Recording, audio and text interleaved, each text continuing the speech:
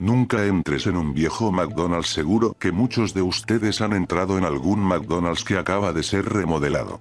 Lo más probable es que fuera en un café. Sin embargo, ¿alguna vez te has preguntado por qué la cadena mandó remodelar sus sucursales en primer lugar? El primer café de los Estados Unidos se inauguró en Chicago, en mayo de 2001. Y ese fue solo el principio. Durante los últimos 5 años, McDonald's ha remodelado todos sus restaurantes en América. Puede que la mayoría se esté preguntando cuánto tiempo ha pasado desde la última vez que pisaron un viejo McDonald's. Pregúntale a cualquiera que sepa algo sobre marketing y te responderá algo raro. McDonald's ha perdido demasiado dinero en este proyecto. Es un hecho. El nuevo concepto no está logrando más clientes y los cafés ni siquiera pueden bajar los precios del café para obtener alguna ganancia. Solo fíjate en los precios de Starbucks y sabrás de lo que estoy hablando. Los inversores dicen que quieren ofrecer un ambiente más adulto.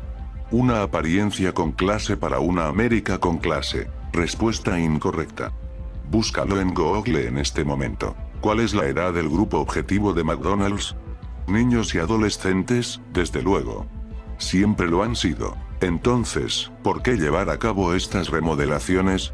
¿Por qué una de las empresas más poderosas de América se gasta billones efectuando un plan de marketing tan malo?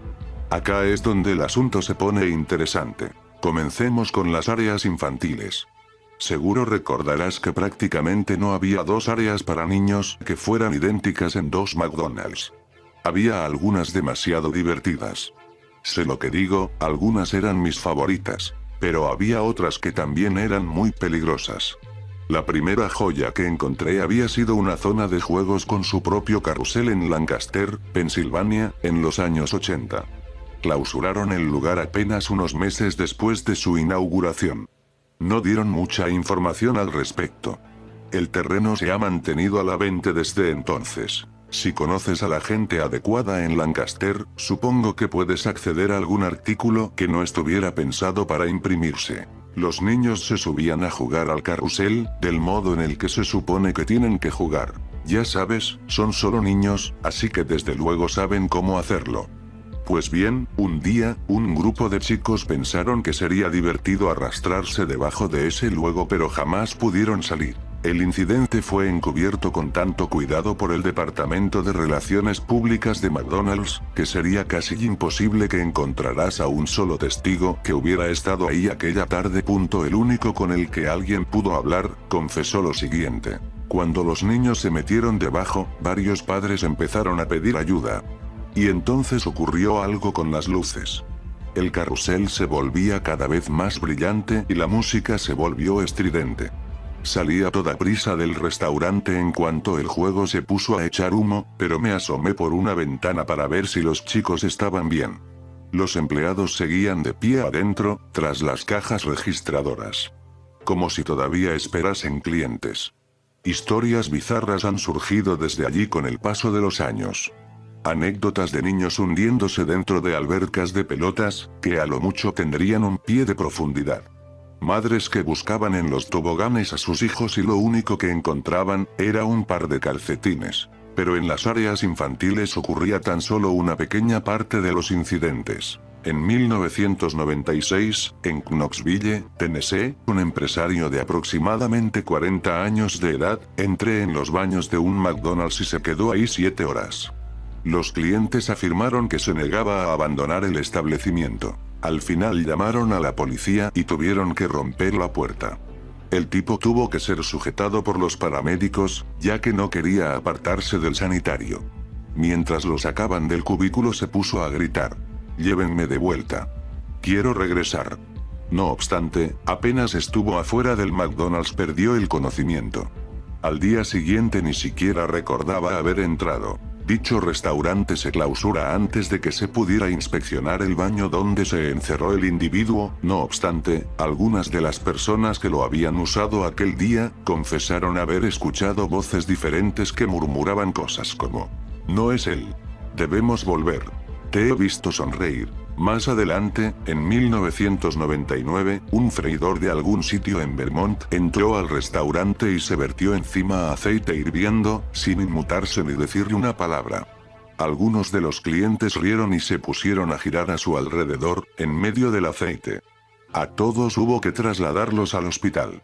Únicamente hubo uno que sobrevivió, pero se niega a declarar. No es como si hubiera sencillo hacerlo, de todas maneras.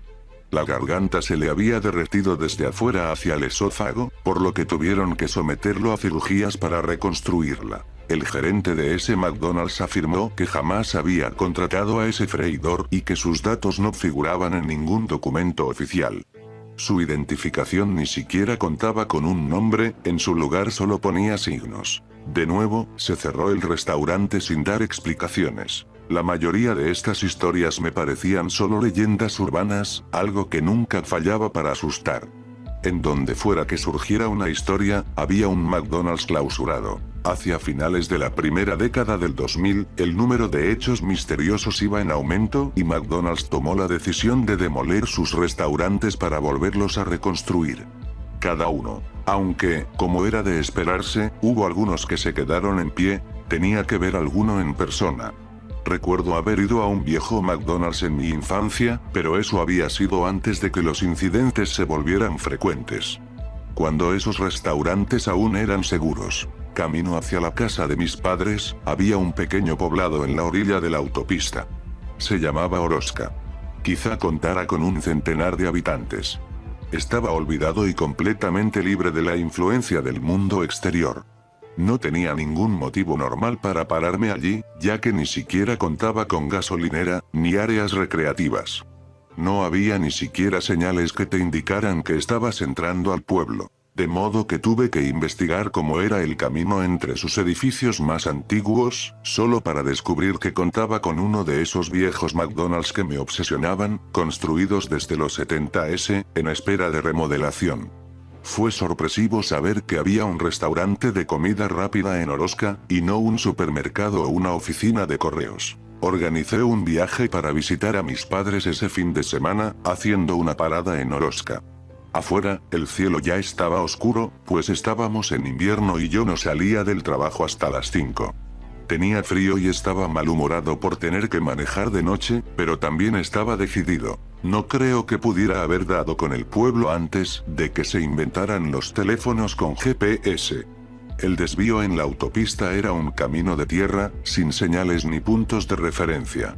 Al entrar en la ciudad, ninguna casa tenía las luces prendidas. La mayoría de las luces públicas también se encontraban apagadas, como si nadie hubiera cambiado sus bombillas en años. El lugar estaba realmente desierto. Me sorprendería que la mayoría, si no es que todos los habitantes, no se hubieran mudado o muerto. Aquel sitio mostraba todos los síntomas de haberse convertido en un pueblo fantasma. Casi me había dado por vencido cuando lo vi. A lo lejos, la enfermiza luz amarilla de los arcos amarillos iluminaba un estacionamiento solitario. Parpadeaba y zumbaba, igual que un matamoscas eléctrico que estaba a punto de quedarse sin batería. El letrero de bienvenida rezaba: "Come nuestros nuevos huevos McMuffin. Queremos verte sonreír". Supuse que había sido el encargo de algún adolescente perezoso. Entré en el establecimiento y me estacioné en el centro sin cuidado. De todas maneras no había nadie. Al salir del coche, sentí que algo se pegaba bajo mi zapato. Era una hamburguesa mohosa y de la cual manaba un líquido oscuro. Su olor era nauseabundo. Salté para desprenderme de los restos de la hamburguesa, y fue cuando me percaté de que el establecimiento completo estaba repleto de basura. Cajas de patatas fritas sin terminar, juguetes para niños derretidos por el calor y sucios de la grasa de las bolsas de comida rápida. Todo se había fusionado en una mezcla de nieve y suciedad, como si se hubiera acumulado por meses. Puede que años. Apuré el paso a través del estacionamiento para no vomitar. Al acercarme a la puerta, vi que las ventanas estaban llenas de polvo. En la puerta, habían pegado un cartel de cerrado, escrito con marcador rojo. No obstante, en el letrero del interior se podía leer con claridad abierto. Con cuidado, empujé la puerta. Una campanilla artificial entonó la clásica melodía de McDonald's, cuyas últimas notas fallaron al rechinar la puerta. Observé cómo la estancia se iluminaba con una luz fluorescente y me percaté de que todo estaba muerto. No había clientes en las mesas, ni empleados en los mostradores. La pintura roja y amarilla de las paredes se estaba cayendo, y las mesas conservaban ese conocido acabado de madera, típico de cualquier McDonald's. Aparentemente la madera se estaba pudriendo, aunque la capa de esmalte tratara inútilmente de conservar su aspecto nuevo. Las luces viejas le daban al sitio una tonalidad verdosa. Pero el detalle más notorio, creo yo, era el desagradable olor a plástico quemado que penetraba en mi nariz. Me acerqué a la caja registradora. Como si alguien fuera a atenderme y por alguna razón, sentía que debía ordenar algo. Pero lo que realmente esperaba, era poder hablar con alguien. Esperé por 15 minutos, en silencio. Grité un hola y el eco de mi voz fue la única respuesta que conseguí. Había obtenido un mal servicio en algunos McDonald's antes, pero esto era ridículo. Con lo sucio que estaba el restaurante, no tendría que haberme quedado a esperar. Justo cuando estaba por darme la vuelta y volver, la caja registradora se abrió. Fue casi como si me rogase que tomara algo de cambio para mí. Después de todo, ¿no merecía una pequeña compensación por haber perdido mi tiempo? Convenientemente, cuando me acerqué a la máquina vi que contenía al menos una docena de billetes de $20. Miré a mi alrededor para cerciorarme de que nadie me observara, me acerqué a coger algunos billetes y entonces, la caja se cerró atrapando mis dedos. El metal se clavó en mi piel tan profundamente, que un rastro de sangre manchó el mostrador. Liberé un grito de dolor. Tras la barra, al otro extremo del mostrador, un botiquín de primeros auxilios colgaba de la pared. Las luces de la cocina estaban fundidas, pero necesitaba vendar mi mano, rápido. Salté por encima de la barra y fui hacia la parte trasera. El olor a quemado se volvía más penetrante a medida que avanzaba. Vi que la parrilla se hallaba cubierta por una espesa capa de grasa, volviéndola obsoleta para cocinar. En la zona de freír, las freidoras tenían gusanos hasta el tope. Me di prisa para tomar el botiquín, esperando que hubiera una venda para irme de allí en cuanto antes. Comenzaba a percatarme de que esta McDonald's definitivamente no daba servicio y que, en primer lugar, no debería haber entrado. Abrí el botiquín y tuve que contenerme para no vomitar. Una nube de moho emergió en cuanto lo abrí, seguido de la misma lama negra que emanaba de la hamburguesa que había pisado afuera. Tosí y agité mis manos en el aire para disipar el moho que flotaba en torno a mi cabeza. La misma campana con la melodía de McDonald's que había escuchado al entrar, empezó a sonar, y me esforcé para permanecer tranquilo. Me dije que debía estar descompuesta, como todo en este maldito basurero. Miré una vez más hacia el mostrador y todo parecía más lejano. Ese olor asqueroso y la pérdida de sangre debían estarme afectando. Miré mi mano para comprobar que tan mal estaba la herida y para mi sorpresa, no había ninguna herida. Aterrorizado, corrí hacia el mostrador, pero algo debajo de la estufa me tomó por el pie y caí. En la oscuridad, mis ojos comenzaban a adaptarse y distinguí la silueta de un cuerpo humano. Alguien estaba metido ahí. Tal vez estaba inconsciente y necesitaba ayuda. Tiré de su brazo y a continuación, un cadáver medio descompuesto se deslizó hacia mí. Traía puesto la camiseta de empleado de McDonald's y un gafete que solo mostraba los signos. Sus labios esbozaban una sonrisa maliciosa pero sus ojos gritaban de agonía. Traté de gritar pero ningún sonido brotó de mi garganta, igual que en las pesadillas. Al intentar incorporarme e ir hacia la barra, las luces se empezaron a apagar y la canción de McDonald's incrementó su volumen, con notas cada vez más distorsionadas. En cuanto conseguí sujetarme del mostrador para pasar por encima de él, me quedé paralizado. Desde que entré, no se me había ocurrido mirar hacia el extremo opuesto del establecimiento. El área infantil. En el cristal que la separaba del resto del restaurante, había decenas de huellas de manos ensangrentadas que iban hacia el suelo. El tobogán estaba lleno de rastros de líquido rojo, que brotaba de borbotones desde un diminuto agujero en la parte inferior, a la izquierda. Más allá se observaba una hilera de sogas atadas a las barras para colgarse, de las que pendía la ropa de los empleados. Sus gafetes ostentaban los mismos signos. Las mesas alrededor de la zona estaban ocupadas por bandejas llenas de comida putrefacta y esqueletos. Algunos todavía tenían comida colgando de sus mandíbulas. Les contemplé horrorizado, demasiado asustado como para moverme. Mientras el resto del McDonald's se oscurecía, una bombilla en el área infantil seguía brillando, como el foco de una feria. Debajo de ella había una alberca de pelotas coloridas de plástico, que se desbordaban. Humeaba bajo el resplandor de la luz artificial, desprendiendo ese asqueroso olor a plástico quemado. Las pelotas empezaron a temblar y a caerse de la piscina. Algo en el interior se movía lentamente. Quería echar a correr, pero mi cuerpo seguía inmóvil. De pronto, la música se detuvo y el movimiento cesó. Un guante amarillo salió lentamente entre las pelotas, retorciendo todos los dedos. Después, una manga de rayas rojas y blancas. El brazo emergió con lentitud hacia arriba, cada vez más visible, en tanto sus articulaciones crujían igual que las ramas rotas de un árbol. Al final, el brazo resultó tener unos 6 pies de longitud. Alcanzó la bombilla que brillaban en el techo, con sus enguantados dedos, y ahí se retorció hasta holgarse por completo. Salté sobre el mostrador, corrí y derribé sillas a mi paso, escapando. Justo cuando llegué hasta la puerta, aquella última vez se apagó. Aporré la puerta, rompiendo el vidrio. Mientras me arrojaba hacia el estacionamiento, escuché un grito detrás de mí. Y entonces, algo me susurró al oído, en medio del silencio. Estaba tan distorsionado como la melodía del McDonald's. Vuelve. Me gusta verte sonreír. No le he contado a nadie lo que me ocurrió esa noche. Días después encontré un artículo online, con la noticia de que Alaska se había incendiado. No sé si fue planeado o algo por el estilo, pero jamás iba a regresar para averiguarlo. Por cierto, no estoy contando esto para que te involucres. Lo hice para advertirte lo que sucede cuando te involucras. Puedes ir a un McDonald's nuevo y comer Big Macs, o entrar en un café, eso sería genial. Ellos hicieron algo con las remodelaciones para que esos lugares sean seguros, al menos por ahora. Pero jamás vayas a un viejo McDonald's.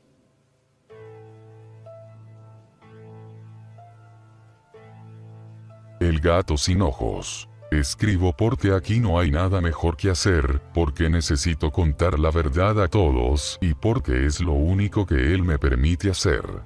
Lo que me sucedió es tan perturbador, tan sobrenatural y carente de toda lógica, que estoy seguro de que muchos no darán crédito a lo que estoy a punto de contar. Trabajo como escritor para una editorial de renombre y acababa de concluir un excelente libro sobre autosuperación. No obstante, tenía algunos errores y me informaron que debía corregirlos en una semana, antes de volver a entregarlo. Siempre me gustaron los animales y estoy fuera de mi ciudad natal. Viaje hasta esta porque es aquí donde se encuentra la sucursal principal de la editorial. Como vengo de lejos y el trayecto es muy largo, no pude traer a mis mascotas conmigo. Alquilé un sencillo departamento para mí solo. Me dirigí a una tienda de mascotas para conseguir un animalito que me hiciera compañía estos días, pues no me gusta sentirme solo mientras estaba encerrado, corrigiendo los errores de mi libro. De camino hacia allá, me topé con un gato al que le faltaban ojos. Lo cierto es que no sentí miedo, de hecho me inspiró lástima, así que decidí adoptarlo. Hoy me arrepiento profundamente de hacerlo. Lo llevé con el veterinario para que lo revisara y descartar cualquier enfermedad grave. Resultó tener solamente una minúscula infección en una de sus patas, pero como era muy reciente, fue fácil curarla. En la sala de espera era que yo era la única persona a la que no le incomodaba la condición del gato. No llegué a ponerle nombre, pues además de que no tenía tiempo, aún no quería encariñarme demasiado con él. De vuelta en casa lo solté para que pudiera explorar el apartamento. A pesar de ser ciego, parecía ser perfectamente consciente de dónde estaba y cómo debía moverse, algo que no encontré extraño. Lo único en lo que podía pensar era en lo impotente que se debía sentir el pobrecito. Mientras jugaba, me di a la tarea de corregir las primeras erratas del libro en mi portátil. Después fui a dormir, nada fuera de lo común. No fue sino hasta la mañana siguiente cuando todo empezó. Créanlo o no, al despertar, estaba frente a mí, yo miraba hacia el techo, un hombre que me veía a los ojos, de pie al lado de mi cama. O algo así, pues a ese sujeto le faltaban los ojos, en su lugar solo tenía 2 cuencas vacías. Grité, como cualquiera lo habría hecho, no podía moverme. En ese momento, el hombre se tiró al suelo para andar en 4 patas, se acurrucó en un rincón, tomó una libreta y una pluma y empezó a escribir. Reuní las fuerzas para alzar mi cabeza, él no reaccionó.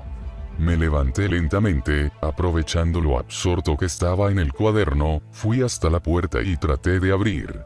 Había algo por debajo que la bloqueaba. Intenté quitarlo, cada vez más desesperado y en vano. Fui hasta la ventana, estaba completamente tapizada con hojas de libreta, concretamente con aquellas en las que había empezado a escribir mi libro.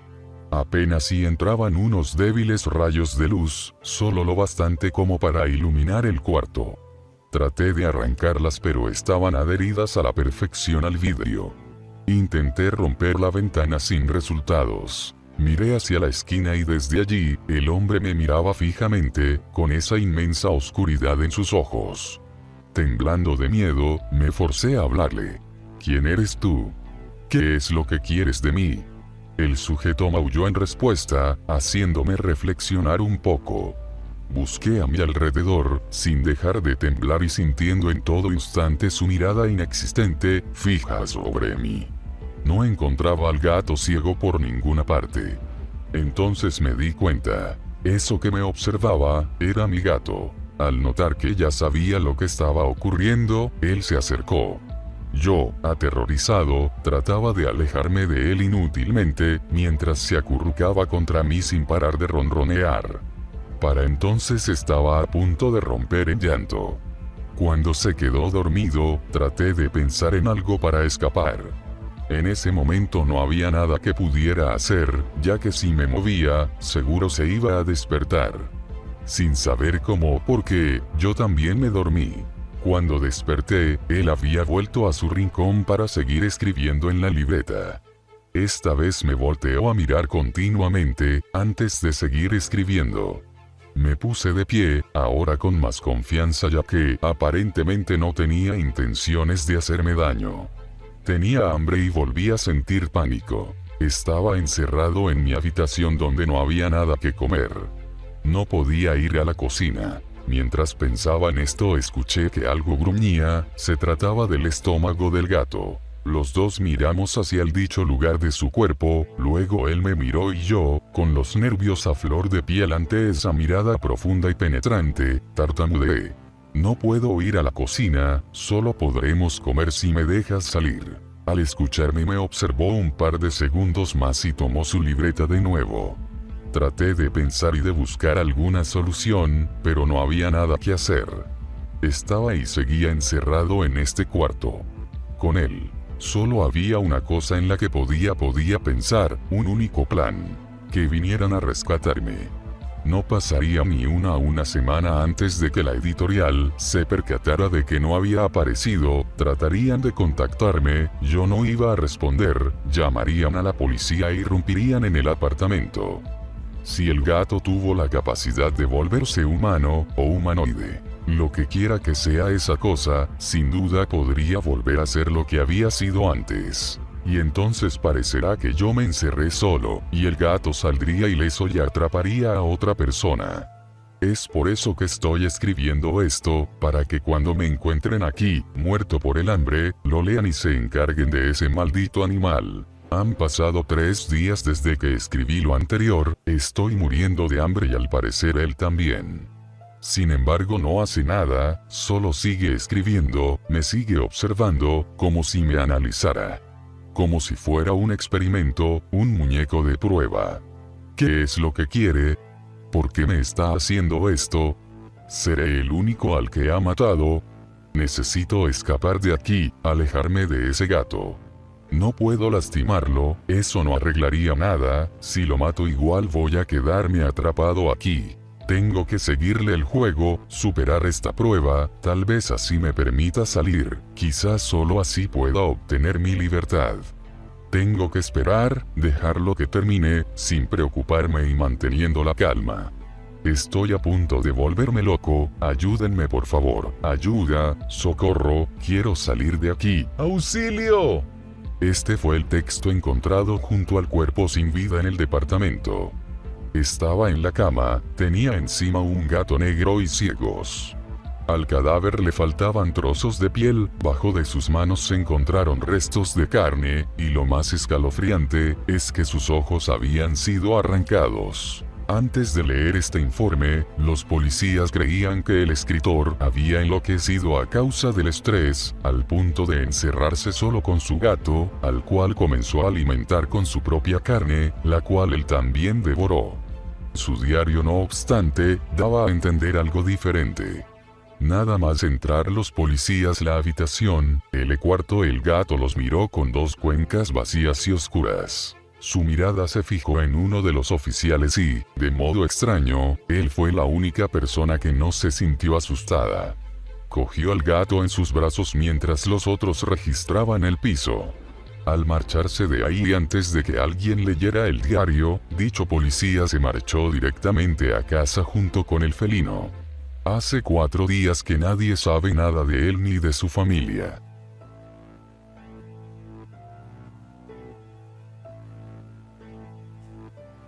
La última sonrisa. ¿Alguien de aquí recuerda Mujer? Casos de la vida real. Este programa emblemático de la televisión mexicana estuvo por más de 20 años al aire y se quedó grabado a fuego en la memoria de miles de personas en Latinoamérica, aunque no precisamente por su guión o sus flamantes actuaciones, sino por los perturbadores casos que presentaba la actriz Silvia Pinal. Cuando era niño solía verlo con mi madre y hasta el día de hoy, no puedo olvidar la espantosa sensación de incomodidad, miedo y tristeza que se me quedaba después de cada capítulo. Hay uno en especial en el que no he dejado de pensar últimamente. Titulado La Última Sonrisa, fue transmitido el 6 de febrero del año 1999 y trata sobre una niña de nombre Marifer, interpretada por la pequeña actriz Débora Reyes Espíndola, que aparentemente le tiene mucho temor al hombre lobo. Al inicio del episodio, se puede ver a la niña en su casa, jugando con un conejito de peluche. El hombre lobo no existe, ¿verdad?, dice ella hablando con el juguete, como si intentara convencerse a sí misma de que no debe tener miedo. En ese momento llegan sus hermanos mayores, un niño y una niña, si mal no recuerdo, y comienzan a molestarla diciendo que el lobo se la va a llevar. Es entonces cuando la madre aparece y le dice a la pequeña que irán a casa de su abuelo, ya que le han preparado una fiesta por su cumpleaños. Marifer no quiere ir, pues insiste con que se la va a comer el lobo. No obstante, finalmente va con sus padres y sus hermanos a la celebración. Al salir de casa, la cámara enfoca a un sujeto misterioso y vestido de negro. No le vemos el rostro, pero se puede apreciar que va siguiendo a la familia de la niña, que entra en lo que parece ser el patio de una vecindad.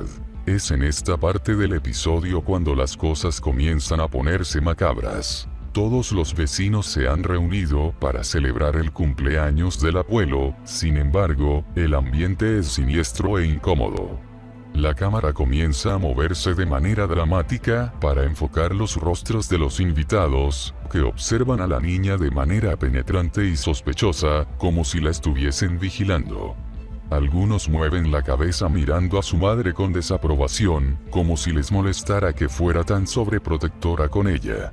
Otros, directamente le hacen muecas y señas a Marifer para intimidarla.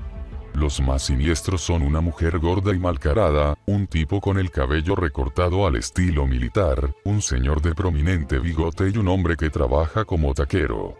Todo esto sucede con una inquietante melodía de fondo, la clásica canción de piano y flauta con sintetizadores que colocaban en las escenas de tensión, y daba un mal rollo tremendo. Lo peor es cuando, en las afueras de la vecindad, la cámara vuelve a enfocar las siluetas de unos hombres desconocidos, cuya identidad nunca es revelada, pero parecen estar ahí para acechar a los niños. Pasa un rato y Marifer se entretiene jugando con una pelota. De pronto, la pelota rebota fuera del portón de la vecindad, y ella se acerca para recuperarla sin que sus papás se den cuenta. En ese instante se ve una mano oscura y peluda, muy parecida a la de un animal, que le comienza a hacer señas para que salga. «Ven, ven», murmura una voz escalofriante. La mano está sosteniendo unas golosinas para tentar a la pequeña. En el umbral de la puerta, Marifer se queda de pie y mira fijamente a esa persona, que jamás sale en cámara. «¿Tú eres el lobo?», le pregunta, abrazando a su conejito. Esta escena se extiende un par de segundos y acto seguido Marifer desaparece, mientras esa maldita canción de fondo sigue sonando, poniéndote los pelos de punta. La siguiente secuencia muestra a los padres de la niña percatándose de que no está. Tras buscarla por todas partes, en vano, deciden dirigirse a la policía para levantar una denuncia y después se contactan con un detective, esperando encontrarla. Lo primero que hallan al seguir su rastro, es su conejito de peluche, ese animalito del que nunca se separaba ni siquiera para dormir, tirado en medio de un pastizal. No muy lejos de ahí, vemos pasar a una mujer anciana, sucia y harapienta. Su aspecto es muy tenebroso, así como lo es el del lugar por el que pasa, un terreno baldío y lleno de bolsas negras de basura. La cámara hace un close-up hacia una de las bolsas y de ella se puede ver asomando la manita de una pequeña, llena de sangre y tierra. Alguien le avisa a sus padres. El papá de Marifer corre desesperado al terreno baldío, esperando que no se trate de su hija. Y a pesar de que no podemos ver el rostro de la pequeña, el grito desgarrador que suelta él al abrir la bolsa, nos confirma que se trata de ella. El capítulo culmina con los padres de Marifer destrozados, llorando de impotencia y sin desvelarse jamás quién fue el asesino. No nos enteramos si fue alguno de los hombres que acechaban fuera de la vecindad, algún pariente o incluso cualquiera de los invitados de la fiesta, que la estaban vigilando como lobos. Recuerdo que al finalizar el episodio, tenía un nudo en la garganta y mi madre apagó la tele de inmediato. Esa historia nos impactó tanto, que a partir de ese momento no volvió a sintonizar el programa. Por mucho tiempo creí que este recuerdo era producto de mi imaginación. Se me antojaba irreal que una emisión, supuestamente familiar y de conciencia social, pudiera ser tan sádico y perturbador.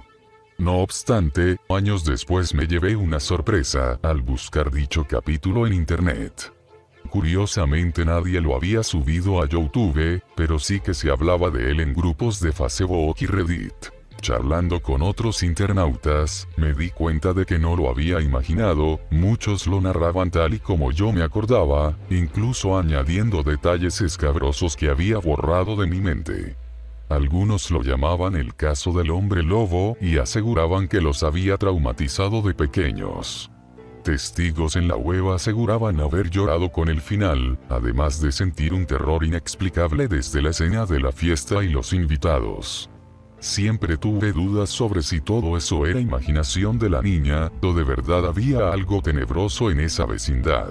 Otros usuarios afirmaron haber apagado el televisor desde que salió esa mano peluda que se llevaba a Marifer, con un mal presentimiento. Es curioso cómo Televisa jamás ha sacado dicho episodio en sus recopilaciones en DVD del programa, como si se empeñara en borrarlo por completo. Ciertos usuarios de YouTube alegan haberlo grabado en VHS y digitalizarlo para colocarlo en la plataforma, pero por algún motivo nadie lo ha hecho y no puedo evitar preguntarme por qué. ¿Será este un extraño caso de alucinación?